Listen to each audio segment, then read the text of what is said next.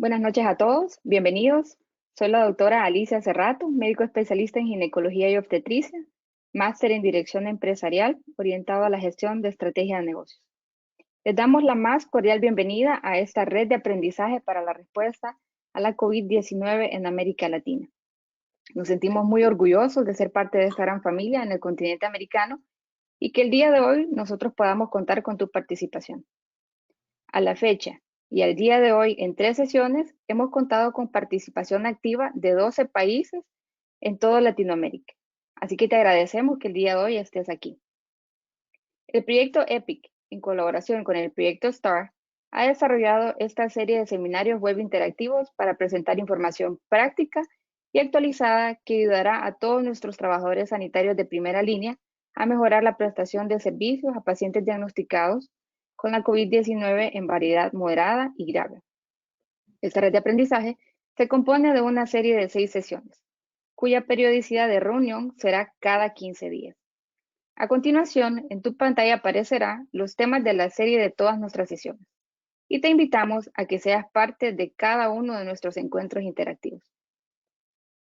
Expertos clínicos de Estados Unidos y América Latina compartirán evidencia científica, discutirán casos clínicos reales y profundizarán en el uso de varias herramientas y recursos en línea para ayudarte en la toma de decisiones complejas en medio de tiempos inciertos. Las sesiones destacarán herramientas, recursos y referencias en español seleccionadas del portal Open Critical Care. A continuación, en tu pantalla aparecerá una imagen con un código de barra a mano derecha. Así que te invitamos a que con tu teléfono móvil puedas escanear este código de barra y automáticamente serás direccionado a la página del portal Open Critical Care. Esta sesión además será grabada y publicada en la misma página web. La plataforma utilizada para esta presentación es GoToMeetings y esta aplicación cuenta con muchas variedades únicas y puede variar de acuerdo a tu equipo y conexión. En la pantalla encontrarás la imagen acorde según a tu aparato móvil, si estás desde tu celular o la vista desde un ordenador. En la parte inferior de las herramientas encontrarás un signo de interrogación, desde donde podrás acceder e escribir tus inquietudes. Sin embargo, si te encuentras conectado desde una computadora, debes seleccionar la viñeta de preguntas para que puedas interactuar y esta es encontrada en el panel de control a mano derecha. A continuación, recordaremos algunos detalles importantes sobre esta sesión. En primer lugar, tu micrófono se encuentra actualmente en silencio. Esto es para evitar interrupciones durante nuestra discusión. Sin embargo, si tú deseas participar, puedes indicar levantando tu mano. Y de este modo nosotros podremos habilitar tu micrófono para que participes en vivo. En segundo lugar, a lo largo de la presentación encontrarás algunas preguntas en forma de encuesta. Te invitamos a que participes en tiempo real. Todas tus respuestas son completamente anónimas, así que no tengas miedo de elegir una respuesta incorrecta. Al finalizar la presentación, tendremos una sección especial de preguntas y respuestas. De este modo promovemos la participación de todos, por lo cual te motivamos a hacer tus consultas en la casilla de preguntas. Como bien mencionamos, si estás desde tu computadora, la encontrarás a mano derecha en el panel de control. Si te encuentras desde tu celular, lo encontrarás en la parte inferior con una forma de una pregunta o de un signo de interrogación. Todas tus preguntas serán respondidas en esta sesión a través de nuestros facilitadores. Al finalizar esta sesión, los participantes recibirán una pequeña encuesta, además un correo electrónico de agradecimiento ligado a la extensión de un certificado de asistencia y un enlace de descarga para que puedas reproducir el video de esa grabación y así también puedas compartir con otros. Bienvenido a nuestra sesión de guías prácticas para la ventilación mecánica en pacientes diagnosticados con neumonía por COVID-19. Te recordamos, cuando registraste, probablemente recibiste un pretest. Si no lo has hecho, entonces te invitamos a que en este momento escanees el código de barra que se presente en tu pantalla, automáticamente serás dirigido y vamos a dar 3 minutos para que puedas llenarlo. Nuevamente recordar que todas las preguntas van en forma anónima, así que tus respuestas no van a ser conocidas por ninguno de los facilitadores.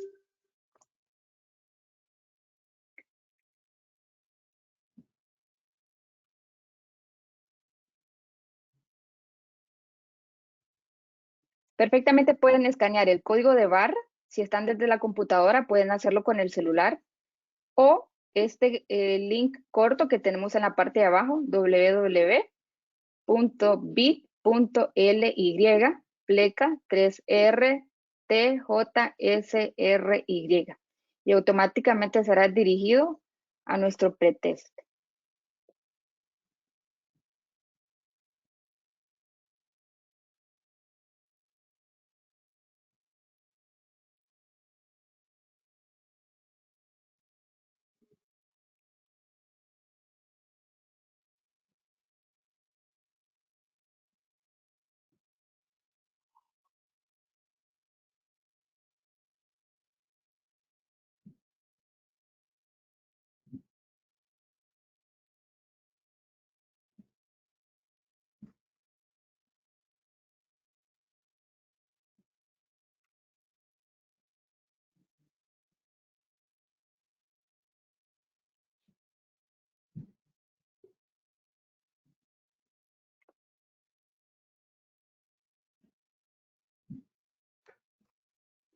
A todos los participantes que recién se unen a esta sesión, les invitamos a que puedan escanear el código de barra a mano derecha. Van a ser direccionados a un pretest con unas preguntas sencillas y para nosotros es importante saber los conocimientos de nuestros participantes el día de hoy. Si no tienen un celular a mano, perfectamente pueden ingresar este código corto en el navegador y van a ser redireccionados.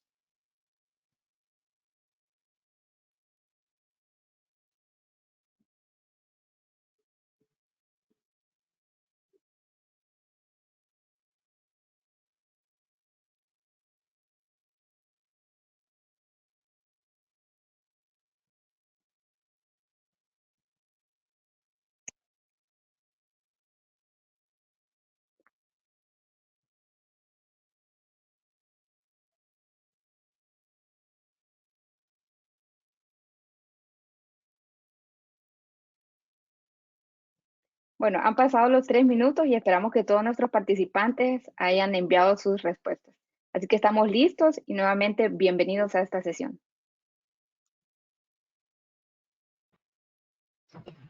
Gracias, doctora Cerrato. Soy Carolina Jailo Glor, anestesióloga intensivista, intervencionista de dolor crónico, consultora de entrenamiento clínico de Health Policy Plus Honduras, directora de programas de la Federación Mundial de Sociedades de Anestesiólogos. Y esta noche tengo el privilegio de presentarles a 3 prestigiosos colegas de reconocimiento nacional e internacional. El doctor William Checkley, profesor asociado de la Universidad de Johns Hopkins, neumólogo intensivista en el hospital de dicha universidad. Además, director del Centro de Enfermedades No Transmisibles y con experiencia por más de 20 años trabajando en temas de salud en Latinoamérica. Contamos también con el doctor Carlos Godínez, con especialidad en medicina interna, cuidados intensivos, máster en dirección de proyectos y médico asistencial de unidad de cuidados intensivos del Hospital Rosales en San Salvador. Nos acompaña también la doctora Sharon Alvarado, pediatra con subespecialidad en cuidados intensivos pediátricos, médico de guardia del Hospital Escuela y médico asistencial del área de COVID en Hospital María de Especialidades Pediátricas, Tegucigalpa, Honduras. A continuación presentaremos los objetivos de esta reunión. Presentar recomendaciones prácticas para el manejo de ventilación mecánica. Proveerles de recomendaciones sobre el uso de terapias adjuntas como la oxigenación extracorpórea, el manejo de líquidos intravenosos y el posicionamiento prono en pacientes intubados. También compartir herramientas disponibles en la página de Open Critical Care. La agenda que tendremos hoy: presentaremos un caso clínico, a continuación recomendaciones generales y manejo de ventilación mecánica. Veremos la evolución del caso clínico que nos presentaron. Posteriormente nos presentarán terapias adjuntas y nos contarán al final el desenlace del caso clínico. Tendremos el gusto de escuchar también experiencias con el paciente pediátrico con COVID-19 en Honduras. Y por último, recomendaremos algunos recursos disponibles en la página opencriticalcare.org, además de un periodo de preguntas y respuestas al final. Les dejo ahora con el doctor Carlos Godínez, que nos presentará un caso clínico de COVID-19 como parte de la dinámica que tendremos en este encuentro. Doctor Godínez. Muchísimas gracias, doctora Ailox. Bienvenidos a todos los asistentes. Bueno, el caso clínico de esta noche se trata de un paciente, un masculino, un hombre de 63 años, que tiene o tenía antecedentes de diabetes mellitus tipo 2 y de hipertensión arterial crónica, ambos bajo control, que desarrolló síntomas respiratorios. El paciente presentó tos, dolor de pecho y además falta de aire y fiebre. Estuvo en su casa los primeros días, lo tuvieron ahí en su casa, pero al día 4 decidió consultar al hospital.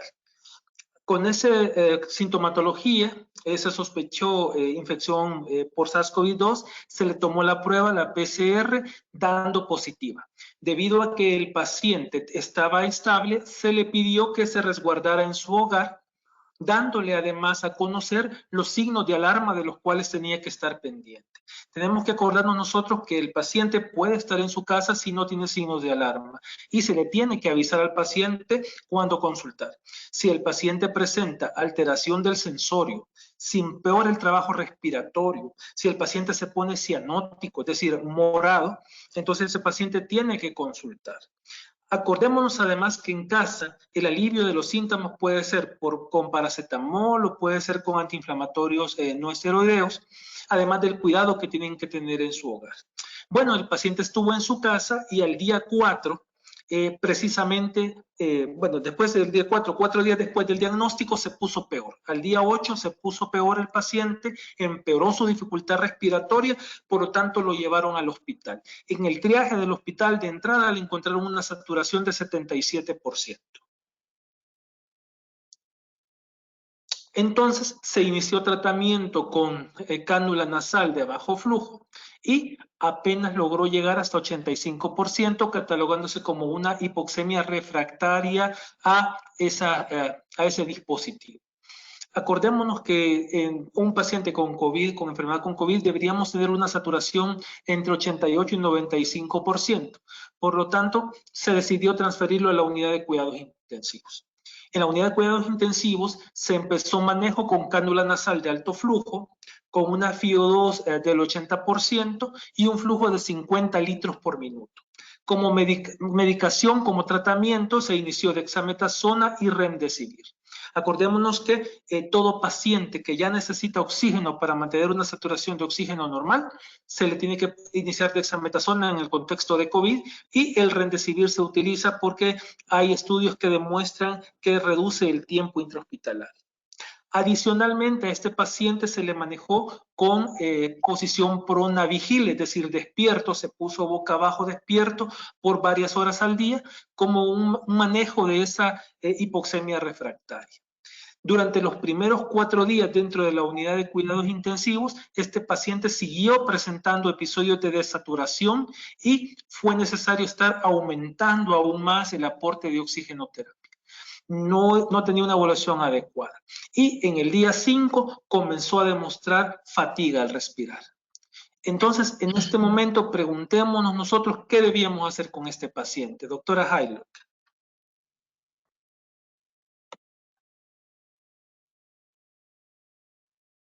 Muchas gracias, doctor Godínez. ¿Qué haríamos? ¿Cuál sería la conducta más apropiada para este momento? Ventilación no invasiva, CPAP. Ventilación no invasiva de binivel o BiPAP. Aumentar el FiO2 y flujo en cánula nasal de alto flujo. Intubación y ventilación mecánica, o no haríamos ningún cambio. Entonces vamos a invitarlos a participar en esta votación. Sabemos que es totalmente anónima. Les agradecemos.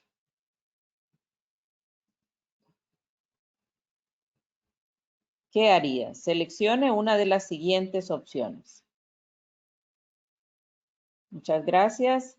Vamos a dar 20 segundos o 30 segundos para cuando ya se estabilice la votación, entonces cerramos el sondeo.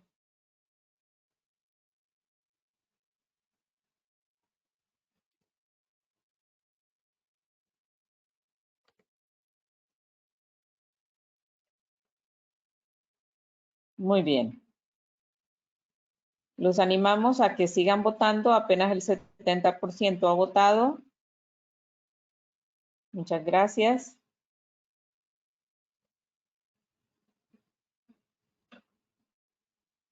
Vamos a cerrar el sondeo.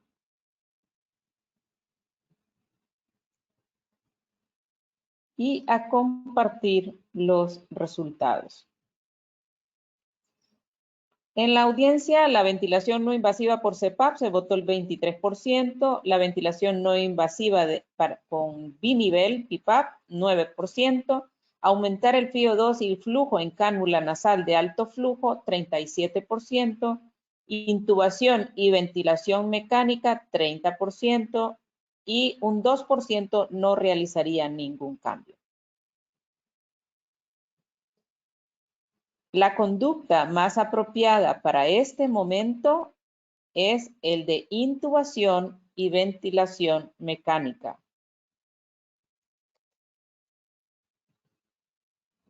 Muchas gracias a todos por haber compartido, por haber colaborado en la encuesta. Doctor Godínez. Sí, efectivamente, doctora Jairo. En este paciente que estábamos tratando, que ya tenía una prueba de oxígeno de alto flujo sin buena respuesta, que lo estaban ya pronando vigil para intentar mejorar y que aumenta el trabajo respiratorio y que la hipoxemia no funciona, definitivamente que la ventilación mecánica era la opción más apropiada. Pueden ver ustedes la radiografía. Esta radiografía fue tomada después de que se inició la ventilación mecánica. Se aprecia ya el tubo orotraqueal colocado y pueden ustedes ver los infiltrados alveolares bilaterales en este paciente con tendencia a consolidar imagen de vidrio esmerilado, característica del síndrome de estrés respiratorio agudo. Entonces, como hemos iniciado ventilación mecánica en este paciente, voy a pedirle al doctor William Sheckley que nos dé las recomendaciones de cómo debíamos manejar el ventilador en este paciente. Doctor Sheckley, muchas gracias. Muchas gracias, doctor Godínez, y es un placer estar con ustedes hoy día. Primero, en este caso, uno ve que ya el paciente estaba teniendo dificultad para respirar, y por eso la recomendación que tenemos es, en este grupo de pacientes, el intubarlos e iniciar ventilación mecánica, porque ya tienen los signos de fatiga y dificultad respiratoria. Y no solo va a ser la intubación en hipoxemia refractaria. Recomendamos también para el manejo de ventilación mecánica utilizar volúmenes tidales bajos, que significa una meta de 6 ml de kilo de peso predicho, con un rango entre 3 a 8 ml por kilo, y cuidadosamente monitorear sus presiones aéreas. Y de ahí para el manejo de oxigenación recomendamos utilizar una tabla incremental de PIP y FiO2 para el manejo de oxigenación. Siguiente slide. En términos de terapias adyuntivas, sugerimos el posicionamiento prono para casos de hipoxemia severa, que significa un PAFI de 200 o menos, un FiO2 de 0.6 o más, o un PIP de 10 centímetros de agua o más. También recomendamos el manejo de líquidos de manera conservadora en pacientes intubados, que significa un balance nítrico neto 0 a los 7 días. Y ya vamos a hablar más al respecto. Y también recomendamos en contra de las maniobras de reclutamiento de manera rutinaria y reservarlas para aquellos casos que tienen hipoxemia refractaria. Siguiente slide. Ahora hablemos de ventilación mecánica. Siguiente slide. Es una de las cosas que es muy importante, es entender que la práctica hace al maestro también en ventilación mecánica. Entonces, en este estudio que se publicó en el 2006, fue un análisis de información a nivel de los Estados Unidos, en donde se veía la mortalidad de pacientes bajo ventilación mecánica en relación al volumen de casos que veían los hospitales. Y uno ve que queda claro que las chances de mortalidad bajan a medida que aumenta el volumen de casos. Entonces, ¿qué quiere indicar? Que hospitales que tienen y que ven, que tienen más experiencia, que ven más pacientes bajo ventilación mecánica son los que tienen menor mortalidad. Entonces, por eso la práctica hace al maestro. Siguiente slide. Entonces, ¿qué recomendaciones tenemos para ustedes para el manejo del ventilador mecánico en los casos de ARDS y sobre todo en los casos de COVID-19? Por un lado, utilizar un modo de volumen que les permita controlar el volumen y monitorear la presión aérea. Entonces, nosotros recomendamos el uso del modo de volumen asistido controlado para poder tener los siguientes objetivos. En el caso de ventilación, es tener, digamos, una meta de volumen tidal de 6 ml por kilo de peso predicho. Mantener una meta de presión meseta objetivo de 30 centímetros de agua menos. Tener una tasa respiratoria que les ayude a controlar su volumen minuto y no exceder un máximo de 35 respiraciones por minuto para poder mantener un balance de ácido base. Y lo otro es, en términos de la oxigenación, el mantener un objetivo de un PaO2 de 55-80 milímetros de mercurio o una saturación de oxígeno entre 88 a 95% por oximetría de pulso. Y para esto, utilizar una tabla incremental de PIB y FiO2 para la titulación del PIB tanto como del FiO2. Siguiente slide. Cuando hablamos de presión meseta, ¿qué significa esto? La presión meseta es la medida de presión aérea que ocurre después de una pausa inspiratoria. Usualmente utilizamos una pausa como de 0.5 segundos. ¿Y por qué es esto importante? Porque esto se relaciona a la compliancia pulmonar. Esto es una medida de la compliancia pulmonar y hay que tomar en cuenta tanto el volumen tidal como la presión meseta para entender esa compliancia tidal. Y también hablamos de la presión motriz. ¿Y por qué la presión motriz es importante? Es otra medida digamos, de presiones aéreas, que es simplemente la presión meseta menos el PIB que uno aplica. ¿Y por qué es esto importante? Porque ya en el siguiente slide se demuestra que la complianza del pulmón, o la complianza del sistema respiratorio, es el volumen tidal dividido por la presión motriz, o sea, la presión meseta menos el PIB. Entonces, acá hay unas cuantas cosas importantes para notar. Obviamente acá tenemos una curva que muestra cambios de volumen y presión. Y una de las cosas que queremos hacer es tratar de evitar la sobredistensión de las unidades aéreas. ¿Por qué? Porque, digamos, ¿qué puede ocurrir? Acá es donde ocurre el daño, la injuria pulmonar. Y la injuria puede ocurrir por dos razones. Una es por exceso de volumen o el volutrauma, y la otra es por exceso de presión, que es el barotrauma, que conlleva, digamos, a enfisema pulmonar y neumotórax. Entonces, lo ideal es mantener la ventilación entre los dos puntos de inflexión que tenemos acá, que se muestra en este gráfico.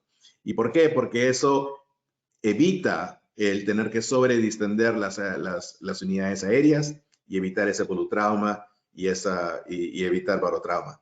Por eso que la recomendación de utilizar modos de volumen es tan importante, porque nos ayuda a controlar nuestros volúmenes y a monitorear nuestras presiones. ¿Y por qué volúmenes bajos? Acá este es el ensayo del ARDS Network que demostró que el uso de volúmenes tidales bajos, a pesar de tener peor ventilación, con más acidemia y peor oxigenación, tenían mejores desenlaces clínicos, sobre todo en una mortalidad más baja. Y los volúmenes bajos que aplicó la ARDS Network eran de un promedio de 6 ml de kilo por peso predicho, en comparación a lo que eran los volúmenes tradicionales, que eran alrededor de 12 a 15 mililitros por kilo de peso predicho. En el caso del ensayo se utilizaron un volumen tradicional de 12 ml por kilo de peso predicho. Siguiente slide. Entonces, este ensayo del ARDS Network ha sido un ensayo seminal en el cual nos ha ayudado a mejor entender el manejo de ventilación en aquellos pacientes que tienen una hipoxemia severa por ARDS. Entonces, ¿qué es lo que ellos recomendaban? Era utilizar un volumen tidal inicial de 8 ml por kilo de peso predicho. Y y de ahí comenzar a titular el volumen tidal. Cada 2 horas hay que reducir el volumen tidal por 1 ml por kilo hasta llegar a una meta de rango entre 3 a 6 ml por kilo. Debo explicar por qué ese rango. Y a la vez hay que también estar ajustando a la tasa respiratoria, porque a medida vamos bajando el volumen tidal, también cae la ventilación minuto, entonces hay que hacer una compensación y aumentar y titular la tasa respiratoria para poder aproximar esa ventilación minuto inicial. Y hay que seguir ajustando el volumen tidal y la frecuencia respiratoria para poder lograr objetivos de balance de ácido-base y también los de las presiones aéreas o tener el monitoreo de la presión meseta. Otro punto que es crítico y que quiero enfatizar, es muy importante el tallar a sus pacientes para el cálculo del volumen tidal. No utilicen el peso actual del paciente para el cálculo, sino tómense el trabajo de tallar al paciente al milímetro más cercano y de ahí calcular cuál es ese peso ideal de acuerdo a su talla. Acá les doy las fórmulas para que puedan hacer un cálculo del peso ideal para hombres y mujeres de acuerdo a la talla en centímetros sí, en la talla en centímetros. En sí, esto yo creo que es muy importante. En términos de las presiones, es importante también monitorear las presiones aéreas cuando uno está utilizando el modo volumen. Y nosotros usualmente medimos la presión meseta cada 4 horas o después de cada cambio de PIP o del volumen tidal. Y ¿por qué? Porque esto nos ayuda a ver si es que estamos excediendo los objetivos de presión meseta. Si está por encima de 30 centímetros de agua, entonces, ¿qué es lo que hago yo? Yo titulo mi volumen tidal y lo bajo por 1 ml por kilo y en realidad lo reduzco a veces hasta 3 ml por kilo, siempre y cuando mi pH se mantenga un rango razonable. Y puede ser que tenga unos PCO2 de 80, 90. Con tal que el pH esté por encima de 7.15, yo sigo empujando el límite de volúmenes tidales a tratar de llegar lo más bajo posible. Es más, que me acuerdo de un paciente que tuvo una ART severo, yo llegué hasta un volumen tidal de 2.5 ml por kilo de peso predicho. Bueno, lo otro también es importante que hay que tener flexibilidad con algunos pacientes, sabiendo que pueden haber pacientes que tienen descoplamiento ventilador-paciente, que a pesar de una optimización, a pesar de aumentar analgésicos y sedativos, el paciente aún está teniendo mucho descoplamiento.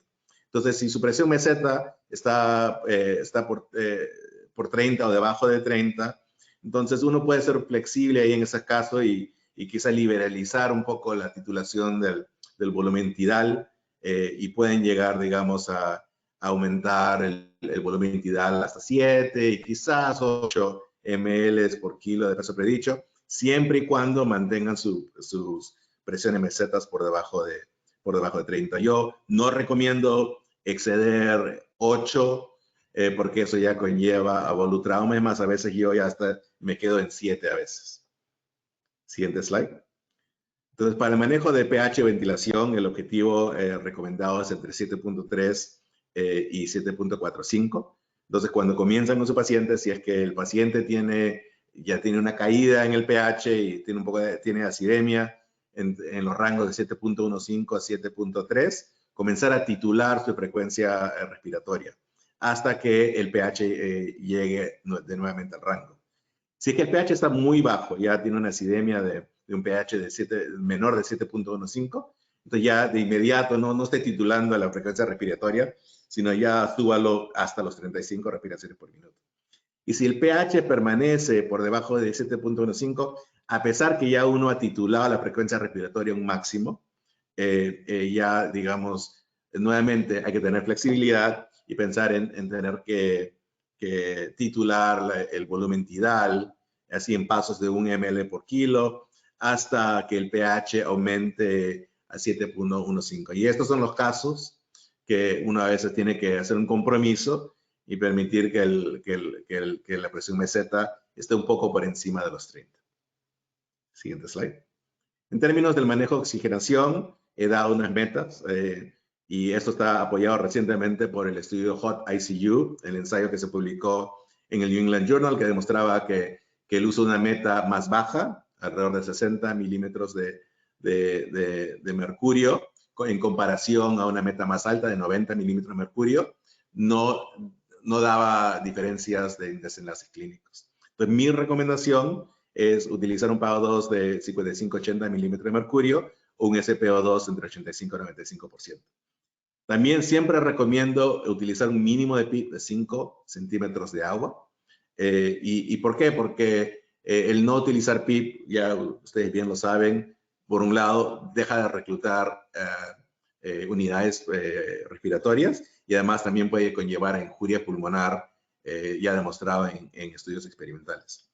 Y nuevamente, mi recomendación principal es utilizar una tabla incremental para la titulación de PIB y FiO2, y puede utilizar la tabla incremental de PIB bajo y FiO2 alto de la ARDS Network. Y eviten el uso de la tabla que utilizan PIB más alto y FiO2 más bajo para los casos de COVID-19. ¿Por qué? Porque ya nuestra experiencia ha demostrado que PIBs más altos en estos pacientes también pueden conllevar a problemas de barotrauma y de peores desenlaces. Siguiente slide. Entonces, cuando hablo de una tabla incremental de PIB y FiO2, esta es la tabla del PIB bajo y FiO2 alto, en donde uno ve que hay pasos, ¿no? Hay secuencias de FiO2 y PIB que va entre 0.3 a 1 para el FiO2 y de PIB de 5 a 24. Por un lado, también no se sientan incómodos el exceder el PIB más allá de 10 en algunos casos, o sea, es seguir esta tabla. ¿Por qué? Porque por un lado ayuda a estandarizar el manejo de PIB y FiO2 para mejorar la oxigenación. Dos, ayuda, digamos, a optimizar el uso de PIB y de esa manera tratar de evitar FiO2 muy altos que saben que puede aumentar injuria pulmonar por hiperoxemia. Siguiente slide. Bueno, entonces hemos hablado ya, digamos, del riesgo de volutrauma y barotrauma al exceder este punto de inflexión superior, ¿no? Y que puede llevar a sobredistensión y daños daño pulmón, de las vías aéreas pulmonares. Y también he mencionado que hay que utilizar un poquito de PIB, ¿no? Más allá, o sea, nunca un PIB de 0, sino también un PIB de 5 para ayudar al reclutamiento, para también evitar el abrir y cerrar unidades respiratorias que puede llevar injuria. Pero ¿cuánto más PIB? Obviamente por un tiempo se pensaba que si se utiliza un PIB más alto, podríamos estar en una zona ideal de ventilación, y quizás hay otras personas que recomiendan pensar cómo titular el PIB basado en medidas como la complianza o la presión motriz. Siguiente slide. Una de las cosas que hemos aprendido es que, uno, no hay evidencia que el uso de PIB más alto sea mejor que PIB más bajo. Y también no hay evidencia que el PIB titulado de acuerdo a presión motriz o complianza produzca mejores resultados que el uso de una tabla incremental de PIB FiO2. Y esto fue demostrado en el estudio ART, en el ensayo ART, que era un ensayo de estrategia de titulación de PIB por complianza, que también lo combinaba con medidas de reclutamiento, versus el estándar, que era utilizar una tabla incremental de PIB y FiO2. Este ensayo demostró que la titulación en combinación con maniobras de reclutamiento resultó en una mortalidad más alta. Entonces, nuevamente, el uso de un estándar basado en una tabla incremental de PIB y FiO2 les va a ayudar al manejo. Lo otro que es muy importante es que en muchos centros donde tenemos terapistas respiratorios, y dado que esto es un algoritmo, eso puede ayudar muchísimo a también compartir el manejo del paciente con terapistas respiratorios, y de esa manera también no está fijo el doctor en tener que estar viendo los gases, en ver el SPO2 o el PaO2, y ayuda mucho en el manejo de equipo a un paciente. Siguiente slide. Entonces, y lo otro es que ya también hemos visto que han habido varios ensayos de PIB más alto versus bajo, en donde ninguno de estos ensayos ha encontrado un efecto en mortalidad, y la mayoría coinciden que no encontraron un efecto en tiempo de ventilación mecánica. Y eso sean, digamos, de los estudios americanos, europeos o canadienses. Bueno, a continuación le paso la presentación al doctor Godínez para que continúe con el escenario clínico. Muchísimas gracias, doctor Shekli, por todas esas recomendaciones. Bueno, continuando entonces el caso de nuestro paciente, quedamos en que al día 5 de estancia en la unidad de cuidados intensivos fue entubado y se inició ventilación mecánica. Al día 7, el paciente desarrolló enfisema pulmonar. Aquí hay que hacer referencia a lo que ya mencionó el doctor Shekli con respecto a que el paciente debe ventilarse con volúmenes, pero de acuerdo al peso predicho y no al peso real. Y para eso es indispensable tallar al paciente adecuadamente.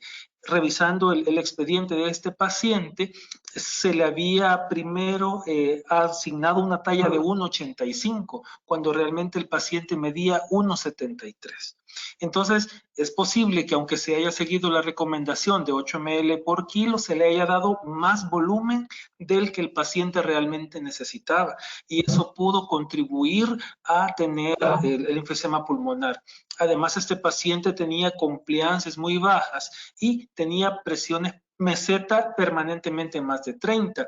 Se manejó con una FIO2 al 100% por la hipoxemia refractaria y un PIB de 8.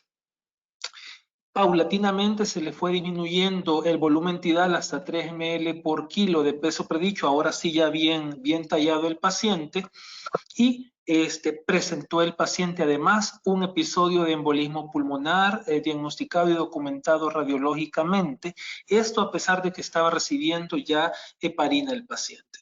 Entonces, el embolismo de pulmón, la mala talla del paciente, las compliancias muy bajas, esas mesetas muy altas, todo eso contribuyeron al enfisema de pulmón. Entonces se inició la terapia de anticoagulación ya con heparina y a pesar de todo este manejo, el paciente continuaba con hipoxemia refractaria y desaturación. Recordemos entonces que en cuidados intensivos este paciente ya tenía dexametasona, tenía remdesivir, que se inició oxigenoterapia y se fue escalando hasta que necesitó ventilación mecánica y en este momento continúa con la hipoxemia refractaria y algo tenemos que hacer.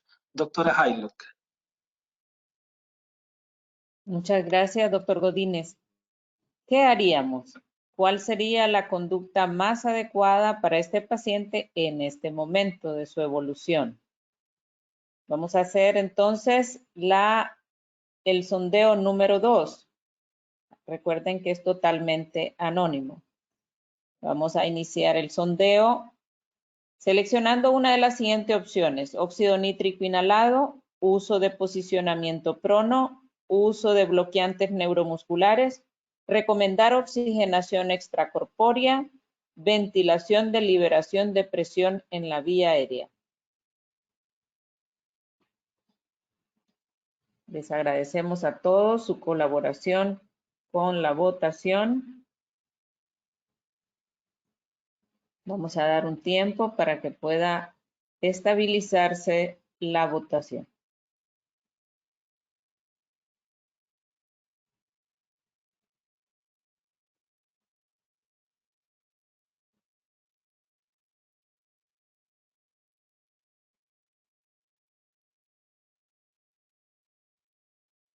Muchas gracias a todos por colaborar. Llevamos 60% de votación de la audiencia.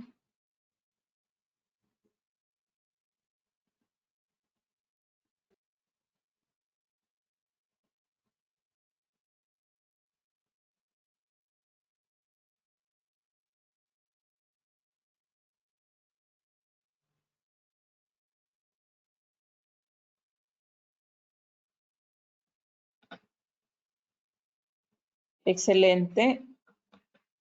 Se ha estabilizado la votación. Vamos a cerrar el sondeo. Teniendo un 74% de la audiencia que ha votado. Y vamos a compartir los resultados. La audiencia vota por óxido nítrico inhalado un 2%, uso de posicionamiento prono 43% de la audiencia, uso de bloqueantes neuromusculares 8%, recomendar oxigenación extracorpórea 18%, ventilación de liberación de presión en la vía aérea un 29%. Y la conducta más apropiada o más adecuada en este momento de la evolución del paciente es el uso de posicionamiento prono. Muy bien. Muchas gracias a todos por colaborar en la encuesta. A continuación, el doctor William Checkley nos presentará los detalles de lo que es la terapia adjunta. Doctor Checkley. Bueno, muchas gracias. Y eso demuestra la complejidad que tenemos con varios de nuestros pacientes y como ven también la heterogeneidad de respuestas. Pero el siguiente slide. Pero la respuesta correcta era la del posicionamiento prono, donde tenemos la mejor evidencia. ¿Y qué es, digamos, cómo funciona el posicionamiento prono? ¿No? Tenemos, usualmente cuando el paciente está acostado boca arriba, existe compresión de los pulmones, sea por el peso del corazón y por el abdomen que empuja el diafragma hacia arriba. Entonces uno puede reducir esa compresión de los pulmones al poner al paciente boca abajo. Y eso ayuda, digamos, a quitar el peso, ayuda a reclutar unidades respiratorias que se traduce a mejorías en la oxigenación. Y hay evidencia que pacientes intubados que tienen altos niveles de oxígeno y que están pronados tienen más probabilidades de sobrevivir que aquellos que no lo están. ¿De dónde viene esa evidencia? Siguiente slide. Viene del ensayo PROSERVE. Es un ensayo de pacientes con ART severo, que era un PAPI de 150 o menos, un FiO2 de 0.6 o más, un PIB de 10 o más, ellos recibieron posicionamiento prono a la hora de aleatorización. Entonces, muy temprano dentro de su curso. Entonces, el posicionamiento prono ocurrió por 16 horas al día, hasta por 28 días, y hubo un promedio de 8 sesiones pronas durante su hospitalización, y los pacientes pasaron como 3/4 de su tiempo pronados. Siguiente slide. Entonces, ¿qué demostró este estudio? Que aquel grupo de pacientes con ART severo tuvo mejor sobrevivencia si estaban pronados que si estaban supinados. Y esto, digamos, un ensayo de tamaño moderado de 500 pacientes demostró que había mejor sobrevivencia con la pronación. Siguiente slide. Entonces, ¿cuándo es que uno lo debe utilizar? Entonces, el ensayo PROSERVE demostró que ART severo se beneficia, es un PAPI de 150 o menos, un FiO2 de 0.6 o más y un PIB de 10 centímetros de agua más. Yo recomiendo, sobre todo para esos que hay casos de COVID, que uno lo puede comenzar ya cuando el PAPI está por debajo de 200. No hay necesidad de camas especiales. Yo creo que en nuestro hospital nosotros no tenemos camas especiales. Es más, lo que hacemos es a punta de músculo, ¿no? Son todos los profesionales de salud, de los terapeutas respiratorios, las enfermeras, los médicos, todos vamos dentro del cuarto y ayudamos a hacer la pronación. Pero lo que sí es muy importante es utilizar un equipo especializado, no tener un equipo prono, que se vuelan especialistas en hacer esto. ¿Por qué? Porque hay que tener mucho cuidado con el tubo traqueal, con las sondas, con, digamos, las líneas centrales, y requiere coordinación.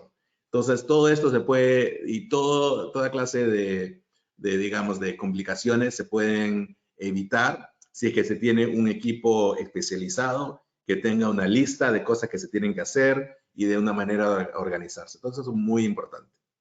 Siguiente slide. Ahora vamos a hablar acerca de otras terapias adjuntas que se pueden utilizar y vamos a hablar también de su evidencia.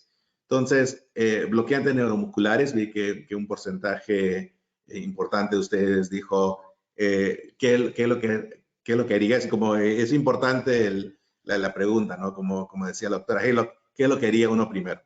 Entonces, por eso lo primero es mejorar la oxigenación, en ese caso refractario, que se hace con posicionamiento prono. Pero también los bloqueantes neuromusculares potencialmente pueden ayudar con la ventilación y la oxigenación, porque teóricamente pueden ayudar a reducir el descoplamiento del paciente ventilador. Bueno, obviamente nosotros estamos básicamente apagando todo su esfuerzo respiratorio y podemos manejar la ventilación. Entonces ya eliminamos el descoplamiento paciente ventilador y de esa manera podemos quizás evitar injuria pulmonar por la activación del ventilador por el paciente, por una actividad excesiva de los músculos respiratorios y también evitar la sobreventilación que ocurre por el esfuerzo del paciente. Entonces, además, en un estudio multicéntrico que utilizó cisatracurio como el bloqueante neuromuscular, se encontró que había una reducción en la mortalidad a 90 días y también una reducción en el barotrauma que conllevaba a neumotóraces. Y digamos, la tasa de neumotóraces era como tres veces menos en el grupo que recibió bloqueantes neuromusculares. Siguiente slide.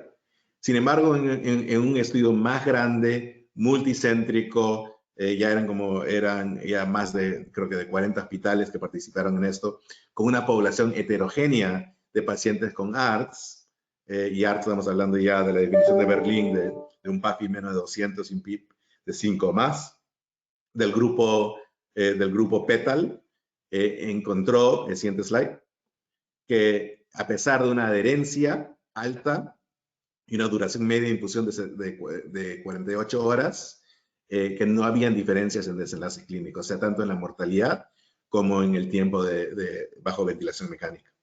Entonces, esto ha disminuido un poco, digamos, de la evidencia que tenemos alrededor del uso de bloqueantes neuromusculares. Siguiente slide. Sin embargo, yo aún utilizo los bloqueantes neuromusculares cuando hay un alto nivel de descoplamiento, paciente ventilador, sobre todo cuando ya estoy a niveles muy altos de sedantes y analgésicos, que nos ha pasado con pacientes con COVID, o cuando digamos, a pesar de estar maximizando estas drogas de respuesta, comienzo a pensar en bloqueantes neuromusculares. Y también, y lo otro es cuando veo desaturación. Otra terapia adjunta que es muy importante es la de diuresis. Y sabemos que el ART, en el caso, digamos, de estas infecciones severas como las que estamos viendo también en COVID-19, hay, digamos, un edema pulmonar no cardiogénico. Y ese edema pulmonar no cardiogénico puede contribuir a la hipoxemia refractaria o una hipoxemia severa. Entonces, ¿qué es lo que se puede hacer? Es, sobre todo ya cuando hay una resolución del shock, es pensar en cómo ser agresivo con el manejo de balance hídrico y ya, digamos, a tener un balance neto ya a los 7 días cerca de cero. Eso es lo que se refiere con el manejo conservador de líquidos. Y en el ensayo de manejo de líquidos del ARDS Network, ellos demostraron que un manejo conservador de líquidos reduce el tiempo bajo ventilación mecánica por un poquito más de 2 días, a pesar de no tener diferencia en mortalidad. Pero como bien saben, menos tiempo en el ventilador también es importante. ¿Por qué? Porque reduce otras complicaciones cuando uno está en el ventilador. Siguiente slide.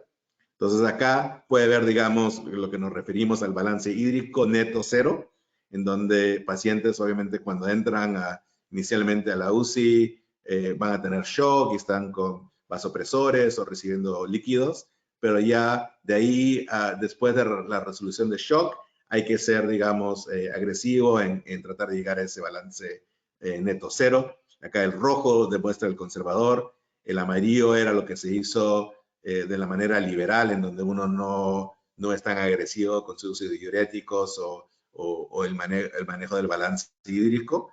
Y las líneas azul y morado demuestran cómo es que se practicaba también en ensayos previos del ARDS Network, donde ahí los médicos estaban haciendo el manejo de los líquidos y se ve que, digamos, que el liberal era lo que se practicaba y que el conservador es mejor. Ya, siguiente slide. Entonces, el algoritmo que utilizó el ARDS Network en realidad era complicado, tenía varios componentes del algoritmo. Entonces, acá hay algo más simplificado que se basa en el CBP, shock y gasto urinario. Entonces, cuando hay shock, obviamente hay que utilizar vasopresores y bolo de líquidos para poder aumentar la presión arterial del paciente. pero una vez que ya hay resolución de shock, hay que mirar el gasto urinario y digamos, si es que el CBP está alto, pero hay bajo gasto urinario, ahí es donde comenzamos a lentamente, digamos, utilizar diuréticos o, digamos, si el CBP está bajo, en realidad deberíamos estar aplicando polos fluidos para mejorar el gasto urinario, pero si el gasto urinario ya está por encima de 5 ml de kilo por hora, ya es donde ya comenzamos a pensar, digamos, en utilizar diuréticos. Lo que sí es crítico es que hay que reevaluar. Como ven en el caso de oliguria, se reevalúa cada hora, ya cuando el gasto urinario ha comenzado a fluir, ya como ahí es cuando ya podemos relajar nuestra reevaluaciones a 4 horas. Siguiente slide. El óxido nítrico inhalado también es otra buena idea que puede pensarse en terapias adjuntas cuando hay hipoxemia refractaria. Entonces, ¿qué es el óxido nítrico inhalado? Es básicamente un vasodilatador de las arterias pulmonares. Se utiliza en hipertensión pulmonar para ayudar digamos, con la razón de ventilación-perfusión. Teóricamente podría ayudar también en ART si es que hay, digamos, si uno puede dilatar las arterias pulmonares para aumentar la oxigenación. Sin embargo, no hay evidencia de mejoría de desenlaces clínicos en ARTS y si es que hay un aumento de oxigenación, en realidad es una mejoría a corto plazo. Sin embargo, esto puede ser una terapia de rescate en caso de hipoxemia refractaria porque le puede comprar un poco de tiempo al paciente a resolver el problema de hipoxemia, sea por algún problema como de diuresis o si uno lo pone a su paciente en posicionamiento prono y está reclutando vías respiratorias. Entonces yo creo que ahí hay que, digamos, hay un rol potencial del óxido nítrico en aquellos pacientes que tienen hipoxemia refractaria. Ya cuando ya es lo último que se tiene que hacer. Aquí en el poll vimos que el 29% de ustedes respondieron el uso de APRB o de ventilación de liberación de presión de la vía aérea. ¿Qué es APRB? Es básicamente un modo de ventilación en el cual el paciente se le indica dos presiones, una presión alta y una presión baja. Digamos, y de ahí también se marcan los tiempos. Cuánto tiempo se pasa en la presión alta y cuánto tiempo se pasa en la presión baja. El APRB es un caso especial de la ventilación binivel. ¿Por qué? Porque se tiene, digamos, un tiempo expiratorio o un tiempo bajo muy corto. Entonces, el paciente se pasa la mayoría del tiempo en una presión aérea alta, ¿no? En lo que se ha especificado. Y de ahí hay, digamos, una liberación de la presión que supuestamente ayuda con ventilación y de ahí se regresa a esa presión alta. Una cosa que es importante saber es que los pacientes respiran espontáneamente a cualquier punto del ciclo respiratorio. Entonces, también si hay esfuerzo, va a haber esfuerzo, digamos, en los puntos altos. Y eso es la preocupación grande que existe. ¿Por qué? Porque a pesar que uno está poniendo niveles de presión y uno puede tener las mejores intenciones, es decir, vamos a poner una presión alta de 20, porque el paciente aún va a tener esfuerzo y ese esfuerzo puede conllevar digamos, aumentar volúmenes. No podemos, habría que estar monitoreando los volúmenes y evitar, digamos, que exista ese riesgo de volutrauma. Entonces, y la experiencia, primero no hay evidencia que el modo de APRB es mejor. Segundo, digamos que anecdóticamente una de las cosas que vimos en nuestro hospital es que el uso de APRB estaba asociado con más barotrauma y neumotórax. Entonces, mi recomendación es utilizar los métodos tradicionales que nosotros estamos acostumbrados en que nos ayuda a controlar el volumen y a medir la presión aérea y evitar evitar la tentación de querer utilizar modalidades novedosas, así como el APRB. Siguiente slide. Bueno, también un porcentaje alto de ustedes respondió oxigenación extracorpórea. Entonces, acá mostramos digamos, el ECMO, que es, digamos, que está, en este caso, venoso, o sea, obviamente hay oxigenación y el remover, digamos, el dióxido de carbono de manera extracorpórea. También existe digamos, un calentador para que, digamos, para mantener, digamos, para mantener la temperatura adecuada. Entonces, esto ayuda a tener ventilación y oxigenación de manera extracorpórea fuera de los pulmones, y puede ser una buena terapia ayuntiva para poder de ahí también reducir los volúmenes tidales, porque el paciente aún va a estar ventilado y tratar de evitar esa injuria pulmonar. Siguiente slide. Sin embargo, ¿qué evidencia existe para el uso de ECMO para ARDS? Han habido, digamos, ya unos cuantos ensayos. Yo creo que el ensayo más grande se publicó hace unos años. Alain Kohns hizo un estudio de ECMO como la primera, digamos, como la primera terapia en ese ARDS severo y refractario. Siguiente slide. Y lamentablemente en este estudio no se encontró una diferencia de mortalidad a los 60 días entre el grupo que recibió ECMO y el grupo control. Entonces, en términos de desenlaces clínicos, no hay evidencia que digamos que haya una mejoría en mortalidad. Siguiente slide. Sin embargo, yo creo que digamos, puede ser una terapia de rescate importante en aquellos casos de hipoxemia refractaria que ya están acercándose a la mortalidad, para poder seguir utilizando volúmenes tidales bajos. Siguiente slide. Entonces, ¿cuándo se debería utilizar? Entonces, esto es lo que nosotros hacemos en nuestro hospital. Entonces, si es que hay una insuficiencia respiratoria que demuestra un empeoramiento rápido en digamos, en el intercambio gaseoso, ¿qué significa eso? Por ejemplo, para nosotros es un PAFI de 80 o menos por 6 horas, o un PAFI de 50 o menos por 3 horas. O si es que ya el pH está muy bajo, demuestra una acidemia significativa, con PSA2 de 60 milímetros de mercurio más, y una presión meseta más allá de 30 centímetros de agua por más de 6 horas. Entonces, todo eso nos ayuda a nosotros digamos, a conversar con nuestros colegas que, digamos, en la unidad cardiotorácica, que son los que utilizan ECMO para poner al paciente en ECMO. Siguiente slide. Pero hay varias contraindicaciones y algunas son más absolutas, otras son más relativas. Yo creo que en nuestro hospital, nuestra experiencia más allá de 60 años no es buena. Entonces ya si tiene 60 años o más, no ofrecemos ECMO. Si su IMC es mayor de 40, también lo mismo. No tenemos buena experiencia con esta terapia de rescate. Si es que hay, digamos, función neurológica deficiente o estado mental desconocido.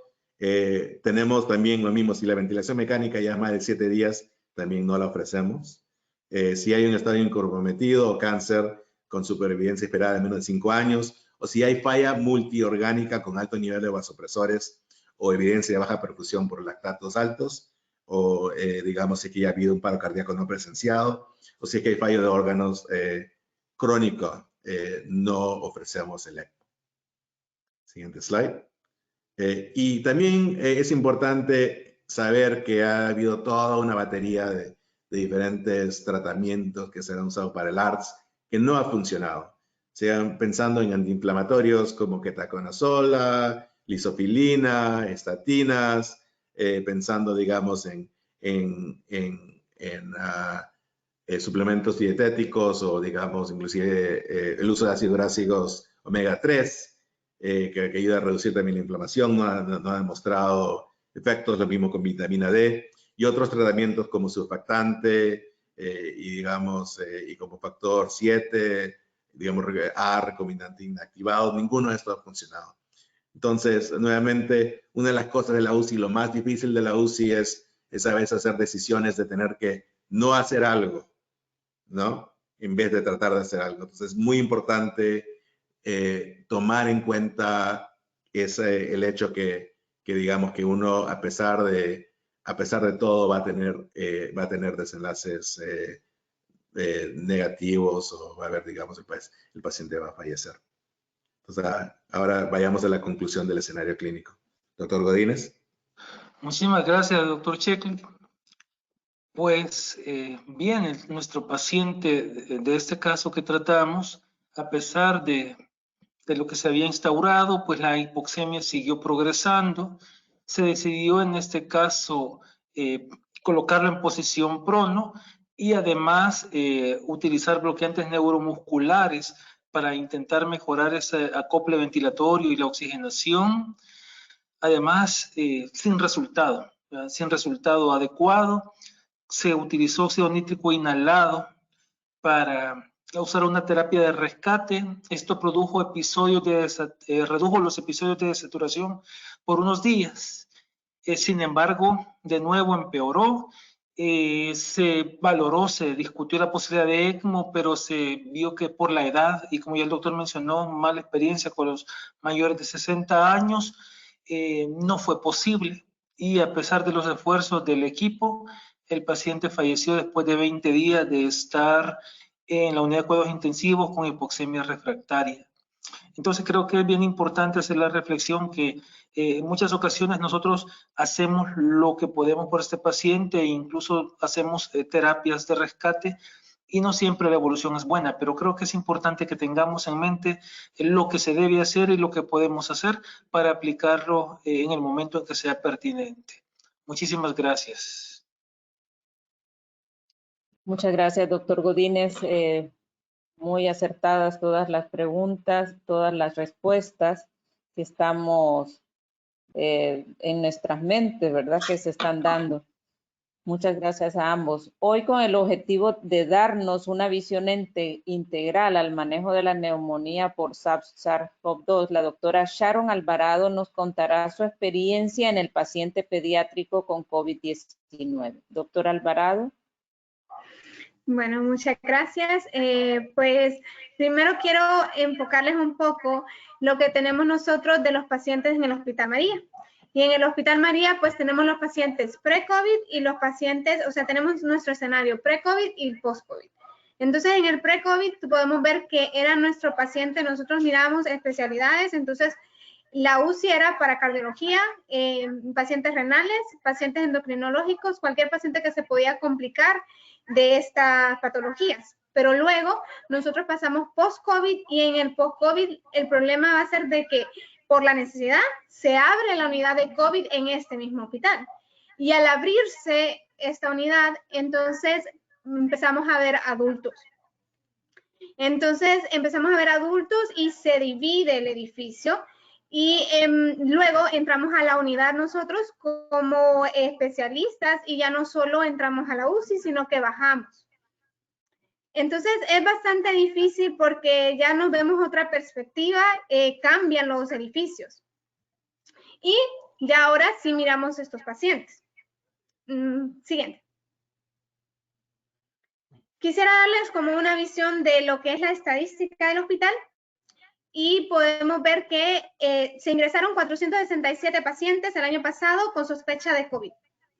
De estos pacientes, 69 llegaron a UCI, pero esto es una cuenta del agosto para la fecha. Porque en un inicio tuvimos problemas de dónde los íbamos a ubicar, no teníamos la unidad. Entonces luego de estos pacientes, 25 fallecieron.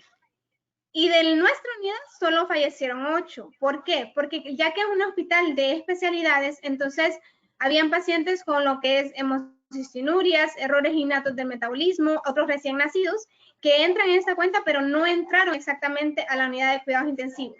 Siempre fueron vistos por nosotros, pero no entraron. Insuficiencias renales terminales y entre otras. Next. Ahora, ¿qué ingresamos? Ese es un problema, porque el problema ahora es que toda insuficiencia respiratoria entra al Hospital María. Toda insuficiencia respiratoria. Entonces se nos olvida lo que es la anamnesis y cetoacidosis entra como COVID. Lo que es acidosis respiratoria entra como COVID. Lo que es cualquier paciente que presenta dificultad respiratoria entra como COVID. También los pacientes asmáticos, dengues. Entonces, tenemos mucha patología. De hecho, nosotros solo el 2% son PCR positivos. De lo contrario, todos han sido PCR negativos que hemos tratado de trasladarlos. ¿Por qué? La unidad, recuerden, es una unidad COVID. Entonces, es mucho más difícil todo el recurso, más difícil la evaluación de los pacientes. Igual las interconsultas y todo eso cuesta más. Entonces, no somos como un hospital de paso. Venimos nosotros, empezamos el manejo, vemos que el paciente no es COVID, entonces ya sea lo referimos a nuestra unidad arriba o se va a lo que es otra unidad aparte, pero tenemos los cubículos separados para que no se vaya a ver alguna coinfección. Igual, diciéndoles en cuanto a lo de la ventilación mecánica, diferencian lo que es paciente pediátrico, nos ha ido muy bien con no invasiva. Nosotros es muy raro que nosotros intubemos un paciente, especialmente si es COVID positivo. Solo hemos tenido 2 casos y de hecho de esos 2 casos hay un paciente que lo tuvimos 20 días ventilado y logramos sacarla a la niña. Entonces el pulmón empieza a responder. De las terapias, pues nosotros solo esteroides, su ventilación y cada caso lo vamos individualizando. Especialmente si tienen ESDRA y eso, pues vamos a dando terapias adjuntas a esto. Bueno, espero que les haya quedado claro. Muchas gracias. Excelente. Muchas gracias, doctora Alvarado. Ha sido de mucha utilidad la experiencia que ustedes han tenido en el área de pediatría en el Hospital María. Entonces, ahora vamos a compartir con ustedes. No nos podemos quedar sin compartir 5 recursos digitales con los que contamos en la página, en el portal de opencriticalcare.org. Ustedes pueden acceder al portal incluso en este momento si lo entran, pues eso, en su explorador, poniendo www.opencriticalcare.org o pueden escanear el código QR en la pantalla y así entrar. Y en la parte superior de la página van a poder ver las diferentes herramientas o accesos que se tiene para poder llegar hasta donde están las herramientas. Está traducida al español, como pueden ver, así como muchos de los recursos que tiene este portal. Es de mucha utilidad. No dejen de navegar por ella, les encantará. Queremos compartir una primera herramienta y es el tutorial semanal de anestesia de la Federación Mundial de Sociedades de Anestesiólogos, muchos de ellos traducidos al español. Sobre todo los que están traducidos son los temas en relación al COVID-19. Tienen la oportunidad, si entran en el link de lo que es el tutorial de la semana, pueden incluso hacer un quiz o una prueba corta y evaluar la mejora de su conocimiento después de haber leído y llevado el tutorial. Otra de las herramientas que tenemos es la referencia de bolsillo de la atención respiratoria. Es de mucha utilidad, tal como dice la palabra, es para cargarlo en el bolsillo, ya sea físico o en digital en su celular. Habla de una manera resumida de cómo dar el cuidado respiratorio, cómo hacer la escalada de la oxigenoterapia desde los accesorios de baja presión a los de alta presión, bajo flujo, alto flujo, ventilación mecánica invasiva y no invasiva, la posición prona, el manejo, incluso habla del manejo del delirio y de la agitación, o si en caso se requiere un destete o retirada de la ventilación mecánica, todos esos pasos lo vamos a ver en esa referencia de bolsillo. No se lo pierdan. Doctora Cerrato.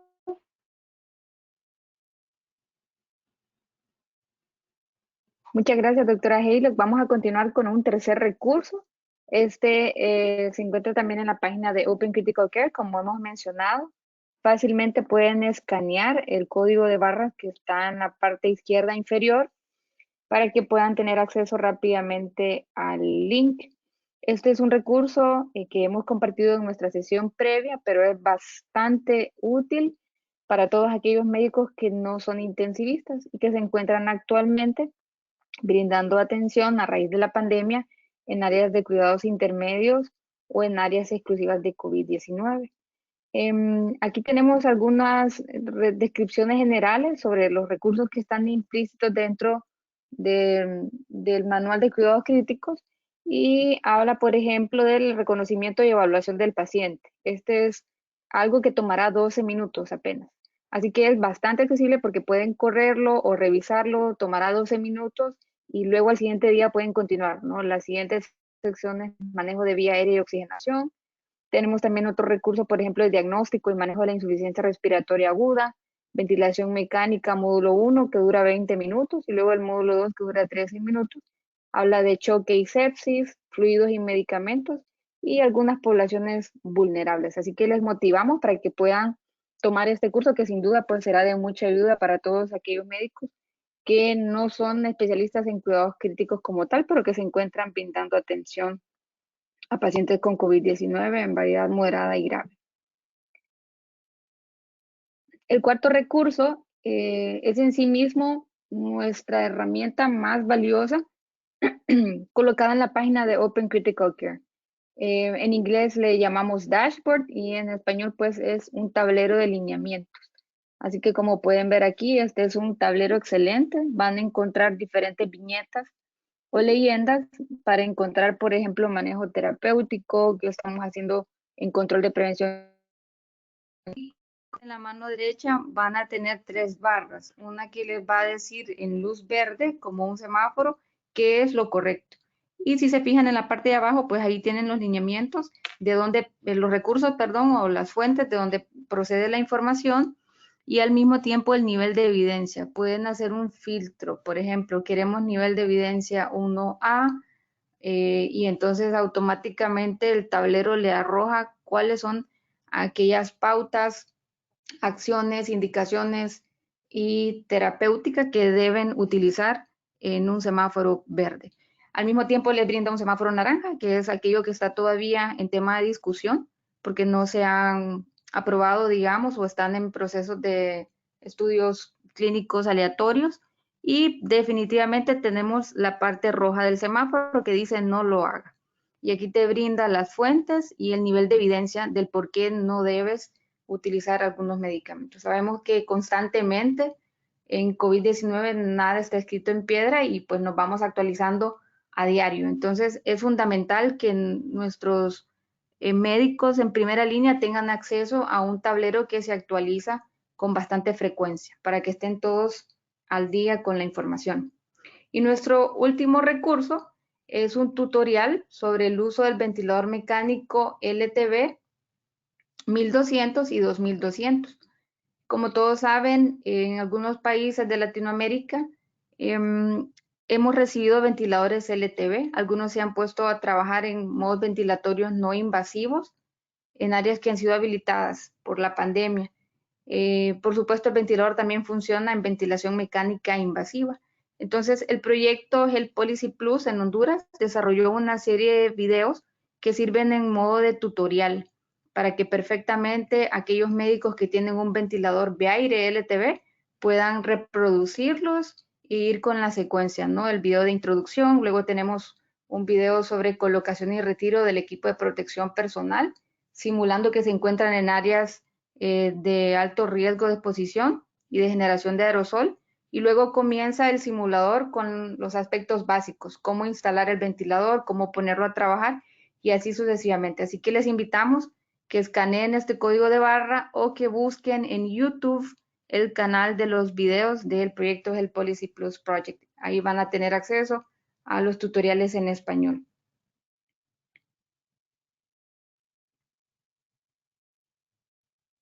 Ahora pasaremos a nuestro segmento de preguntas y respuestas.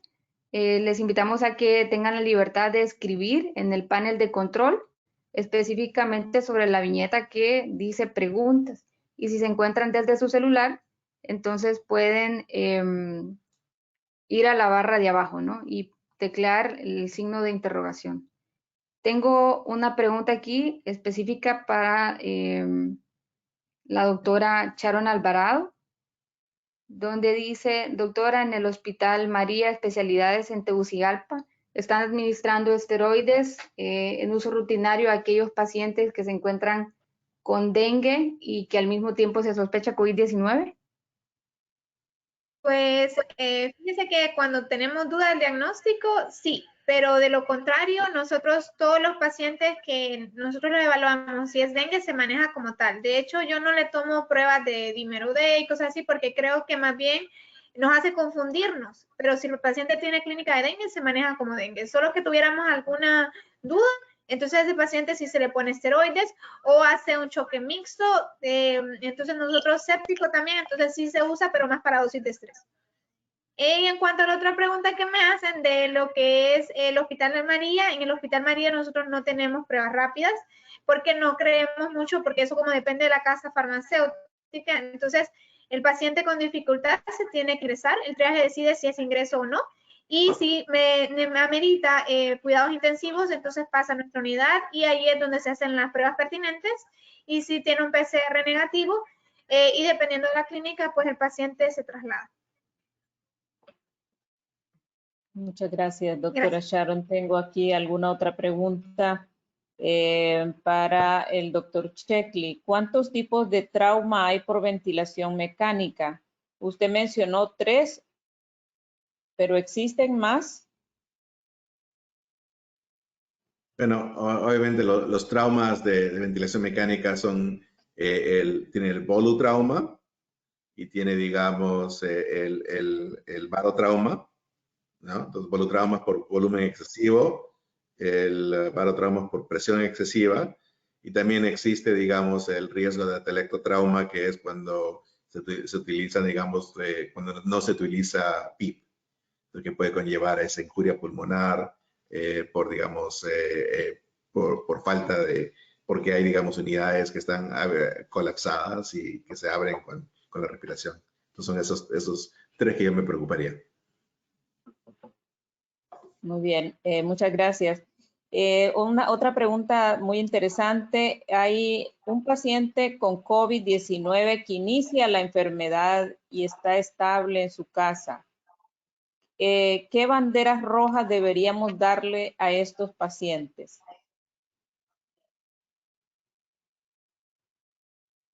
Doctor Godínez, usted habló acerca de aquellas señales de alarma. ¿Cómo no? Muchísimas gracias.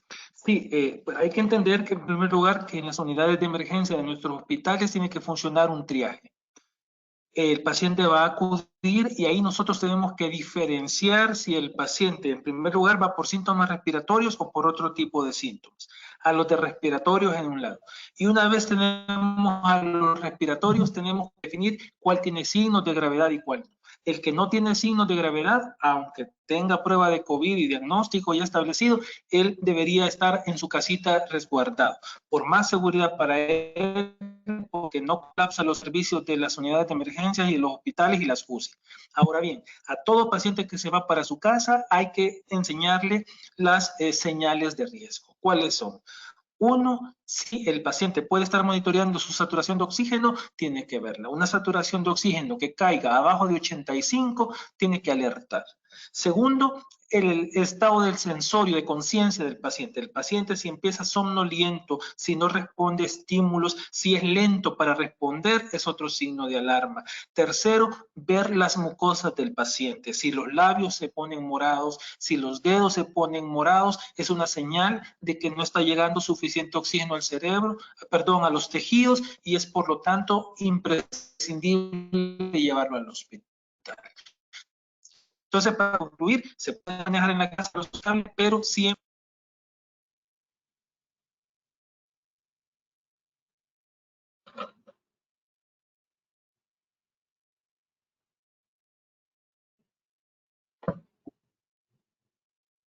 Muy bien, muchas gracias. Que tenemos un poquito de falla técnica con el audio, ¿no? Vamos a pasar a la siguiente pregunta. Esta está dirigida a la doctora Sharon Alvarado. Alguien comenta en el chat de preguntas y dice: doctora, en nuestro hospital hemos tenido pacientes pediátricos con neumonía. Sin embargo, al tercer o cuarto día de hospitalización o de tratamiento, hemos encontrado PCR positivos para COVID. Sin embargo, los pacientes no han necesitado más medicación que el antibiótico para su neumonía. ¿Qué haría usted en esos casos? Pues es lo que yo les refería. El paciente pediátrico, gracias a Dios, pues en esta pandemia se ha apiadado de nosotros y nos ha ido muy bien. El paciente pediátrico sale con, si es COVID puro, solo hemos tenido pacientes COVID puro que entran a la unidad de cuidados intensivos cuando tienen alguna comorbilidad. De esas le podría mencionar 3 que son las que recuerdo. Un paciente con insuficiencia renal crónica que hizo empiema y por eso fue que se complicó. Otra paciente con un hipotiroidismo que no podía manejar bien, un hipotiroidismo congénito que nunca fue manejado, entonces no podía hacer un buen manejo de secreciones. Y alguna paciente que tuvo una parálisis cerebral. Entonces, del resto de los pacientes, solo tenemos que manejarlo la sintomatología. De lo contrario, ellos van a ir saliendo, muchos no ocupan oxígeno, entonces solo se les da citas de seguimiento. Gracias. Muy bien. Muchas gracias, doctora Sharon. ¿Qué evidencia, esta creo que es para el doctor Checkley, qué evidencia existe de hipoxemia grave con absolutamente 0 síntomas? ¿O será más bien una hipoxemia bien tolerada clínicamente? Eso es una buena pregunta. Hemos visto en COVID-19 que existen altos niveles de hipoxemia en pacientes con COVID-19.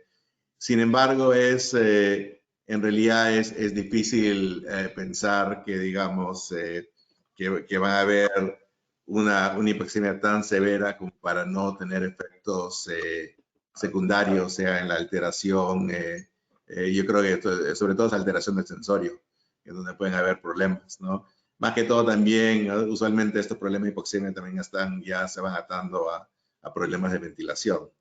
Entonces, es poco probable que exista, digamos, una hipoxemia refractaria tan seria que no esté acompañado por otros cambios. Muchas gracias. Doctor Godínez, ¿se puede dar pseudoanalgesia a los pacientes despiertos en posición prona?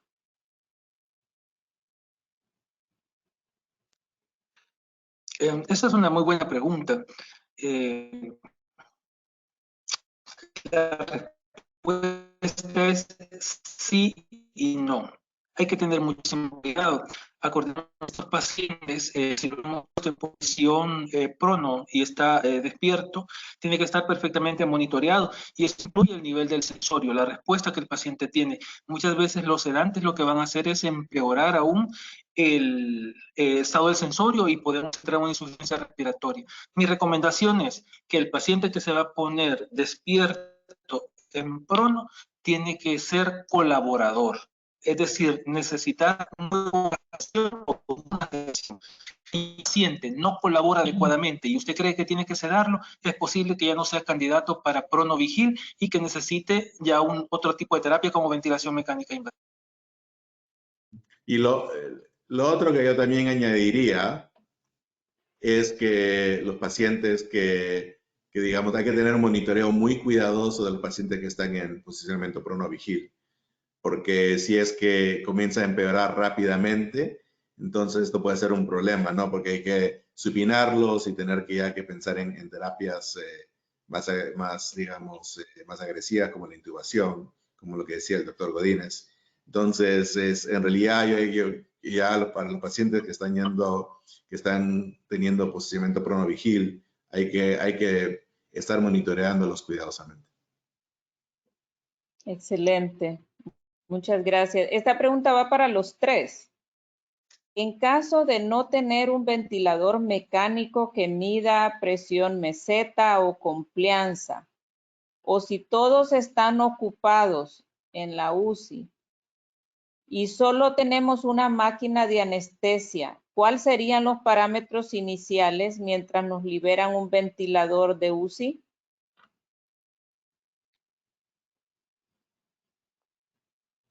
Eso es también una muy buena pregunta.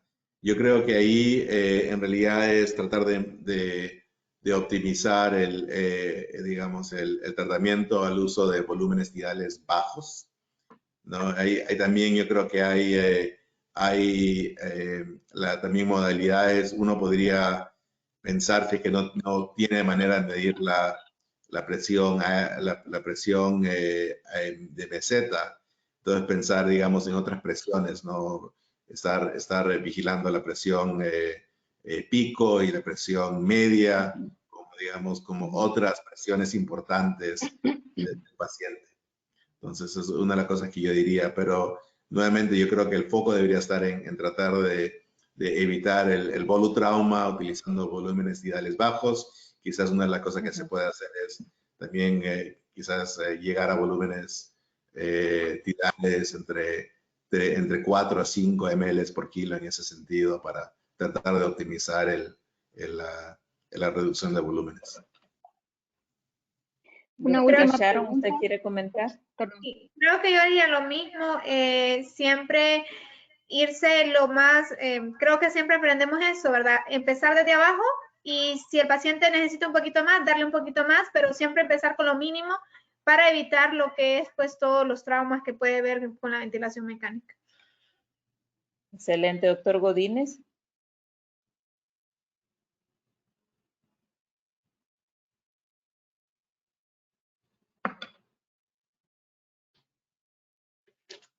Doctor Godínez.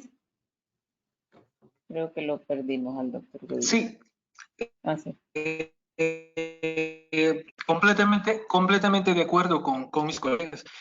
Hay que optimizar precisamente el menor volumen tidal que nos garantice una buena ventilación del paciente y que nos garantice también una buena oxigenación. Lo ideal es que también estén las presiones necesarias, creo que es indispensable. Entonces mi sugerencia es que a la brevedad posible pueda ser cambiado el paciente a un ventilador que nos permita tener esas mediciones por seguridad del paciente. Muchas gracias. Doctora Cerrato. Tengo una última pregunta, es una pregunta compuesta para el doctor Chechli y la pregunta dice así: buenas noches, ¿cuál es la importancia, doctor, del driving pressure en la ventilación mecánica para el síndrome de distrés respiratorio agudo? Esa es una. Y la segunda dice, ¿cuánto es el tiempo máximo del uso del relajante muscular? También muy buenas preguntas. Hay, digamos, una escuela digamos, de intensivistas que recomienda la titulación de PIP de acuerdo a, digamos, a las presiones motrices o la presión de distensión, ¿no? El driving pressure. Hay análisis que sugiere que la optimización del driving pressure puede tener un efecto, puede estar asociado con mejoría de mortalidad. Sin embargo, hasta ahora no existe un ensayo que demuestre que titulación de PIP basado en el uso de driving pressure tenga mejores resultados clínicos. Entonces, eso yo creo que es una respuesta. Y una de las cosas que hemos visto que en el ensayo de ART, que utilizó titulación de PIP tratando de optimizar la confianza, que es básicamente lo mismo que optimizar, digamos, la presión motriz o la presión de distensión. No tuvo mejores desenlaces, además hubo peor desenlaces porque estaba también combinado con medidas de reclutamiento. Entonces, a mí pensar, yo creo que la mejor manera de seguir el manejo digamos, de PIP está basado en las tablas incrementales más que en el driving pressure. Obviamente, hasta que no exista más evidencia a lo contrario, en contra a favor, yo creo que eso ya queda como una decisión personal de cada doctor y de cada practicante. Y la segunda pregunta estaba relacionada a ¿qué? ¿Me vas a acordar? ¿Cuánto es el tiempo máximo de uso para el bloqueador o el bloqueante muscular? Sí, eso también es otra muy buena pregunta. Hemos tenido casos en donde hemos utilizado bloqueantes musculares ya por más de 48 horas, sobre todo en esos pacientes críticos que el momento que le quitamos los bloqueantes musculares empeora su ventilación y oxigenación. No creo que hay, digamos, un tiempo definido. Como bien uno sabe, cuanto más tiempo el paciente pasa bajo ventilación mecánica, más tiempo hay que invertir en rehabilitación, post-UCI, digamos, también en en sus chances de, digamos, de salir del ventilador en un tiempo razonable. Entonces, obviamente, hay que utilizar los bloqueantes neuromusculares con mesura, pensar en ese, siempre evaluar todos los días para ver si es que lo necesitan o no. Y yo creo que esa sería la mejor recomendación mía, es que pensar en esa reevaluación constante de todas las cosas que hacemos en la UCI. Y los bloqueantes neuromusculares no son una excepción. Muchísimas gracias, doctor Checkley, doctora Haylock, doctor Alvarado y doctor Godínez. Estamos sobre el tiempo, así que a todos aquellos que nos enviaron sus preguntas en la caja, vamos a estar elaborando un documento, el cual compartiremos vía correo electrónico para poder abordar todas estas preguntas, que son preguntas bastante interesantes. Veo también muchas preguntas sobre terapéutica en el foro de discusión y les invitamos entonces a que participen en nuestra próxima sesión, que se desarrollará en marzo 3 del año en curso y que específicamente va a abordar la temática de la terapéutica en el COVID-19 y las actualizaciones que constantemente tenemos, ¿verdad? El tema se llama actualización de las guías terapéuticas para obtener óptimos resultados. Les pedimos que a continuación nuevamente puedan ingresar al link que ha sido proporcionado en el post-test, escaneando el código de barras para poder tener la retroalimentación de todos, ya que para nosotros es muy importante conocer sus respuestas y analizar la curva de aprendizaje de estas sesiones. También comentar que, bueno, al finalizar este evento, todos recibirán una pequeña encuesta. Les agradecemos que puedan llenarlo, así nosotros identificamos aquellas oportunidades de mejora y al mismo tiempo recibirán un correo electrónico de agradecimiento junto con el certificado por haber asistido el día de hoy. También recibirán un enlace de descarga donde pueden reproducir el video de esta grabación y pueden compartirlo también con otros colegas en sus áreas críticas. Nuevamente decirles que todas sus preguntas serán posteadas en un documento de consolidado de preguntas que podrán descargar y revisar al finalizar pues, la red de aprendizaje. Este será enviado a sus correos electrónicos y también lo pueden descargar en el link del evento en la página de Open Critical Care. Así que estén muy atentos a esta actualización. En el transcurso del tiempo en el que todos están llenando el post-test, vamos solamente a recordar que próximamente tenemos estos siguientes temas. La actualización sobre las guías terapéuticas, que es el 3 de marzo. Seguidamente, enfermería en cuidados críticos, para que inviten a todas sus enfermeras de sus centros. Y la última sesión es cómo mejorar la salud mental.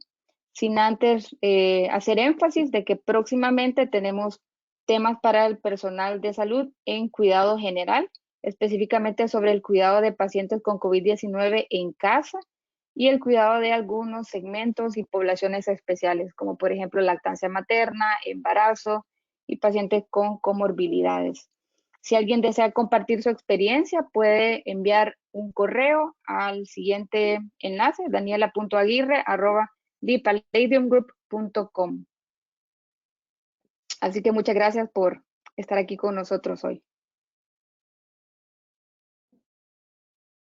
Hemos llegado al final de esta interesante sesión, agradeciendo a cada uno de ustedes con el respeto y la consideración de siempre por habernos acompañado el día de hoy y su participación proactiva, así como agradecer a nuestros destacados y reconocidos conferencistas por el aporte de sus conocimientos y la calidad académica que los caracteriza.